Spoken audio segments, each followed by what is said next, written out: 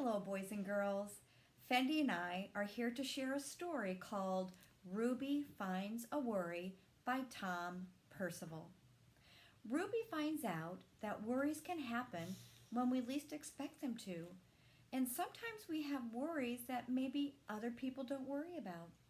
Let's find out what happens to Ruby when she finds a worry. Ruby Finds a Worry by Tom Percival.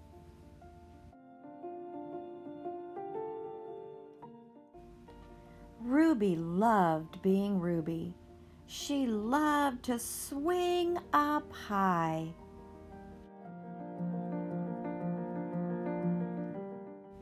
And she loved to explore wild, far-away places. Sometimes she even went all the way to the very bottom of the garden.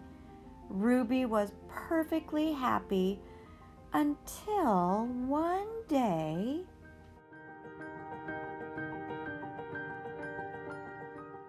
she discovered a worry. It wasn't a very big worry. In fact, it was so small, at first, Ruby hardly noticed it. But then the worry started to grow. Each day it got a little bit bigger.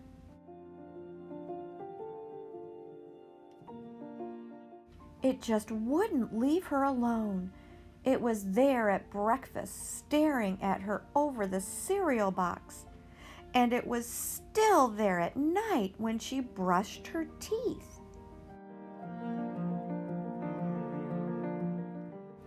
The funny thing was that no one else could see Ruby's worry, not even her teacher.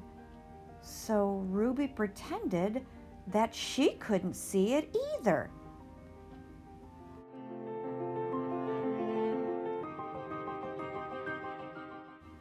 She tried to carry on as if everything was normal, but it just wasn't. The worry was always there, stopping her from doing the things that she loved.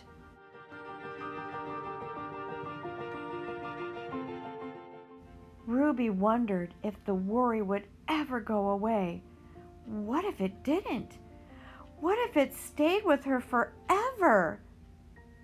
Ruby didn't realize it, but she was doing the worst thing you could ever do with a worry.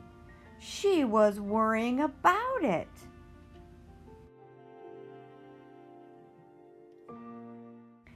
Now the worry was enormous.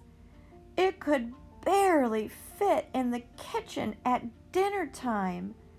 It filled up half the school bus.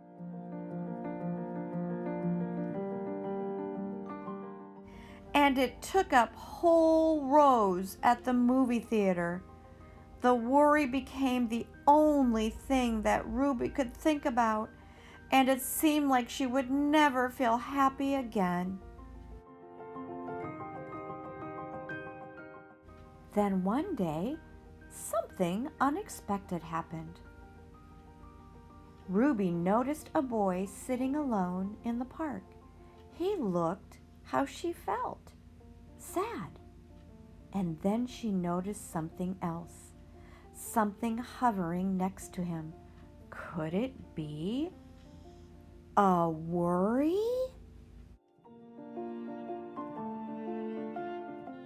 It was. Ruby realized that she wasn't the only person with a worry after all. Other people had them too. She asked the boy what was on his mind, and as he told her, the strangest thing happened. His worry began to shrink. Then Ruby did the best thing you can ever do if you have a worry.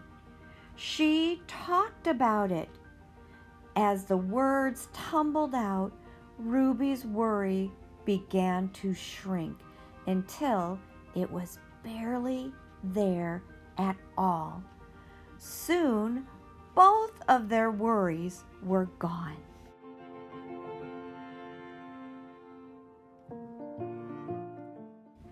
Finally, Ruby felt like herself again. Of course, that wasn't the last time she ever had a worry.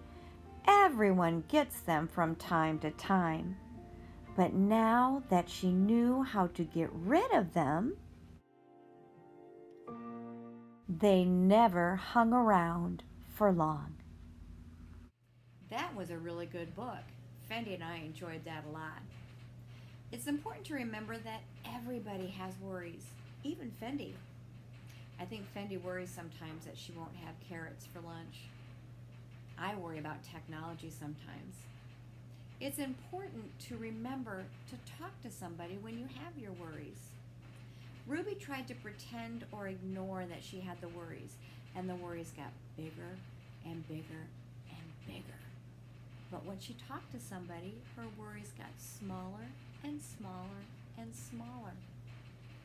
So, try to think of somebody that you can talk to if you do have the worries.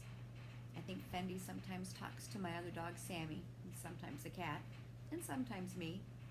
I have people that I can talk to when I have the worries too, like Mrs. Pate, my friend Lori, sometimes my sister.